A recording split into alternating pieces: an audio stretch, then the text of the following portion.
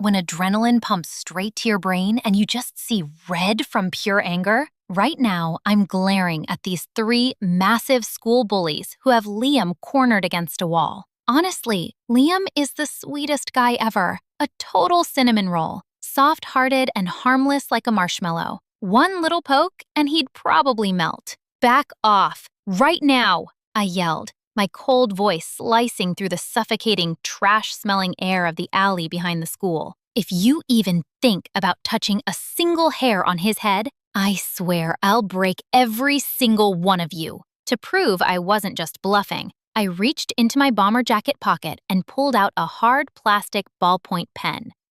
The pen completely shattered in my palm, the plastic bits fluttering to the ground as easily as crushing a butter cookie. I dropped my backpack with a heavy thud, slowly rolled my neck, and cracked my knuckles with a bone-chilling snap. Just that little demo was more than enough. Those three giants went ghost white, tripping over each other and running for their lives like they'd just seen a ghost. I brushed the plastic dust off my hand and smirked. So, yeah, welcome to my world. I'm Aria, and spoiler alert, I am definitely not your average high school girl. Ever since the day I was born, I knew I wasn't a normal kid. While other girls my age were busy brushing their Barbie doll's hair, dressing up in princess dresses, or crying, "My nail got scratched," I was already the infamous boss girl of the whole neighborhood. My favorite hobby was cleaning up little brats who thought they could pick on kids weaker than them.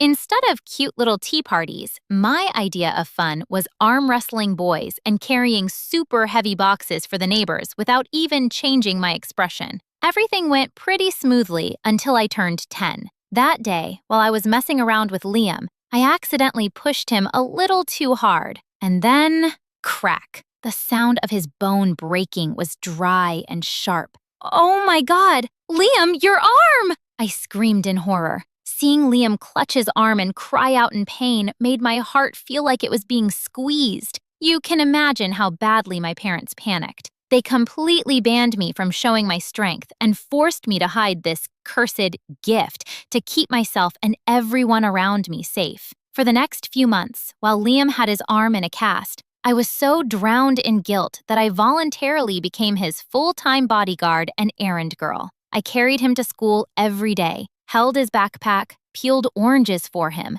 and treated him with all the awkward gentleness a boss girl like me could possibly squeeze out. After that accident, I had no choice but to put away my rough side. At first, I was terrified Liam would hate me, but he just smiled and said, "You're not a monster, Aria. You're my guardian angel." With Liam, I never had to pretend. He always wanted me to be myself, not some fragile little girl who looked like she might shatter at any second. And honestly, that made me feel safe in a way I couldn't explain. He promised he would keep my secret. From then on, we slowly became close, then basically inseparable. Caleb showed up like some kind of walking dream, the type of guy who made every girl melt on sight.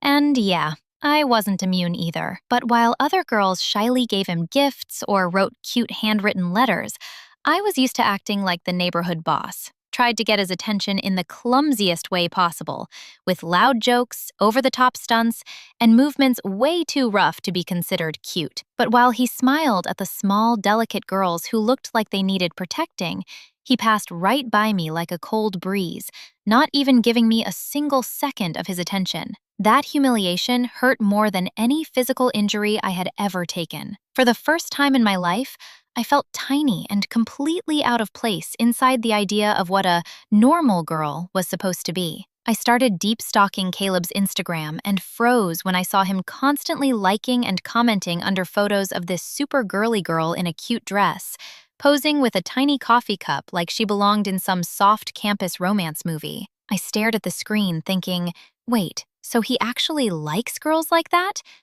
Then I looked at myself. Short hair, oversized t-shirt, cargo pants. And that was when I decided it was time for a total glow-up. I hid my strength, practiced walking softly, put on light makeup, and learned how to talk in a sweet, gentle voice like honey. I wanted to become his dream girl. Liam looked at me like I was an alien. He tried to stop me and said, "Aria, this isn't you." Don't lose yourself over some guy who only cares about appearances. But I brushed him off and told him to stop getting involved in my life. Liam got so upset that he threw the water bottle in his hand aside and walked off. It was the first time in my life I had ever seen him act like that, but I ignored it. All I could think about was some dreamy high school romance, the kind with spring flowers, soft sunlight, and a perfect campus love story. And of course, I told myself Liam was just jealous. My new image worked so well, it honestly freaked even me out.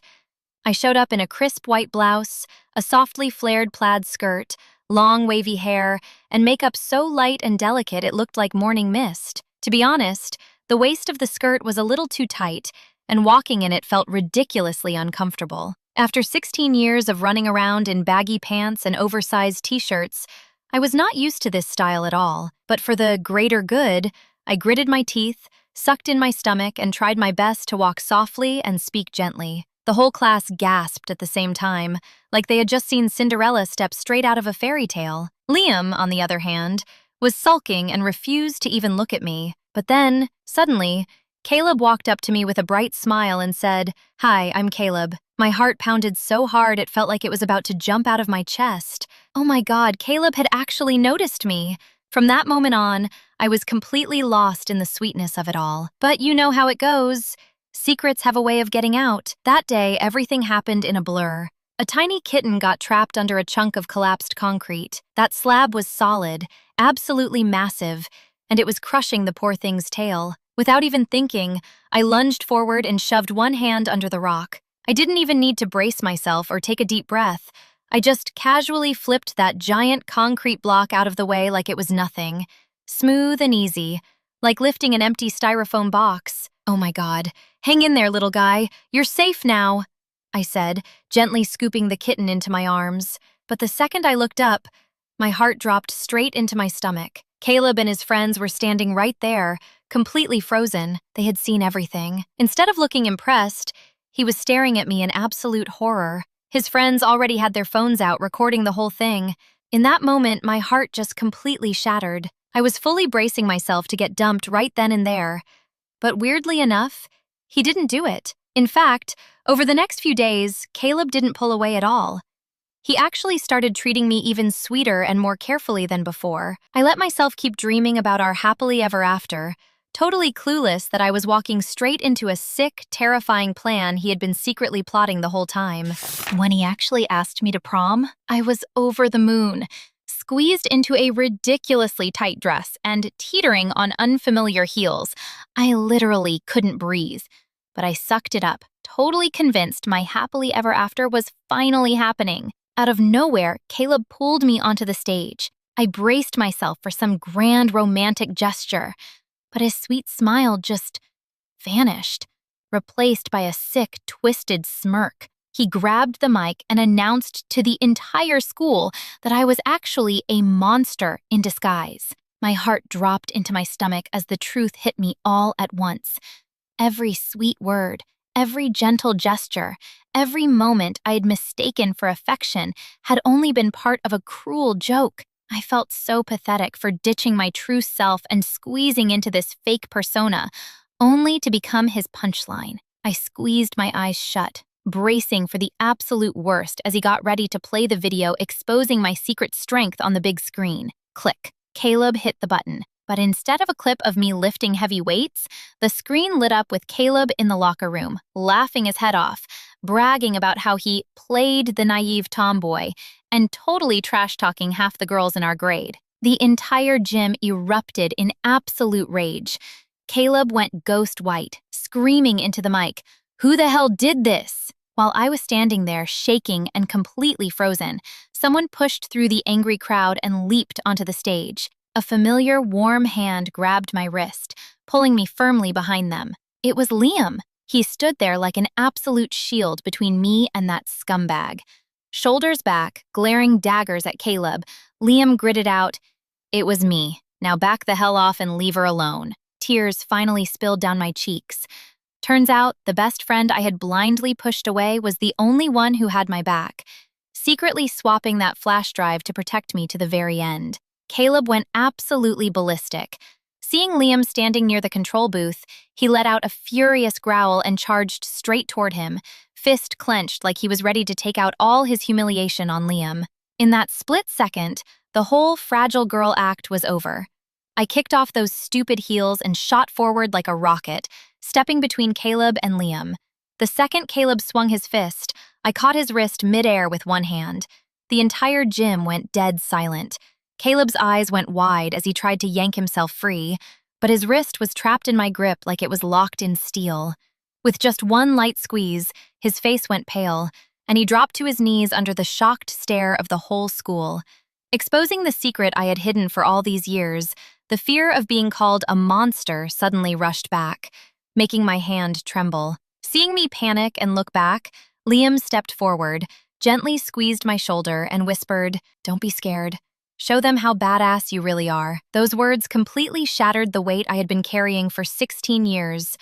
I took a deep breath, finally shaking off that suffocating, insecure shell. Holding my head high, I looked straight down at Caleb trembling on the floor and declared to the whole school, "Yeah, I'm super strong, but I'm not a monster. I'm unique, and at least my personality isn't broken like yours." I squeezed Liam's hand, walking out of that gym with my head held high while the whole crowd was cheering and whistling. Leaving Caleb and that suffocating fake persona in the dust, I felt like I could finally breathe again. The next morning, I rolled up to school rocking my usual baggy pants and an oversized tee, back to my normal tomboy self. But instead of freaking out, people were actually crowding around me, totally amazed. A couple of girls even asked me for advice on how to be that brave and badass. During lunch, Liam tossed me a water bottle. This time, I didn't wait for anyone to help. I just cracked the cap right off effortlessly. He laughed, leaning in close to whisper, "You know what? I've been crushing on the tomboy who protected me since we were 10, not some fake girl in a floral dress." I smiled, my cheeks burning up, but my heart was totally bursting. I finally got it. You don't need to pretend to be anyone else. Being yourself is the most beautiful thing ever. Thanks for watching, guys. Don't forget to drop a 5-star rating and hit that follow button for more touching stories.